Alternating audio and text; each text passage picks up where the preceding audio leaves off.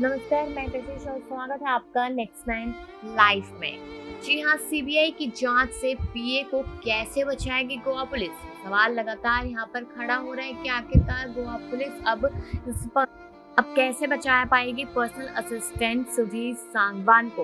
क्योंकि यहाँ पर माना ये जा रहा था परिवार की तरफ से लगातार कि गोवा पुलिस सुधीर सांगवान के साथ मिली हुई है, तभी वो लिमिटेड चीजें ही सामने लेकर आई है। क्योंकि सोचने वाली बात यह है कि गोवा पुलिस गोवा में भी छानबीन करके गांव पहुंचती है, उसके बाद नोएडा पहुंचती है, लेकिन गोवा में ये जाके पता लगाती कि 901 फ्लैट नंबर में अब पति पत्नी लिखवाते थे यहाँ पर सुधीर और सोनाली, लेकिन आखिरकार क्यों लिखवाते थे इस बात की जानकारी सामने नहीं आई।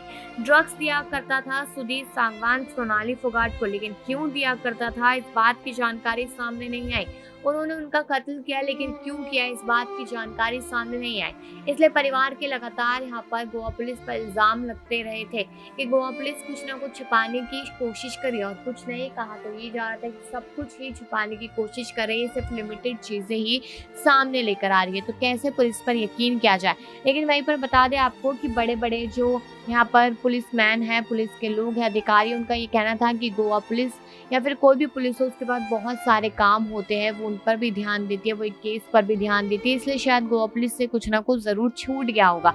इस तरीके की बात कही गई, लेकिन अब ये बातें कही जा रही है परिवार की तरफ से कि गोवा पुलिस की एंट्री जिस तरीके से बंद कर दी गई है अब सोनाली फोगाट केस में, अब सीबीआई ही पूरे केस को संभालेगी। तो कैसे गोवा पुलिस यहाँ पर पर्सनल असिस्टेंट सुधीर सांगवान की मदद करती नजर आएगी? क्योंकि अगर वो उनकी मदद नहीं कर पाती उसके बाद तो सारे सच सामने ही आ जाएंगे, सामने आ जाएगा कि आखिरकार सुधीर सांगवान का मकसद क्या था, और अगर सुधीर सांगवान ने ये काम किसी के कहने पे किया है तो वो कौन है, किसको छुपाने की यहाँ पर गोवा पुलिस कोशिश कर रही थी।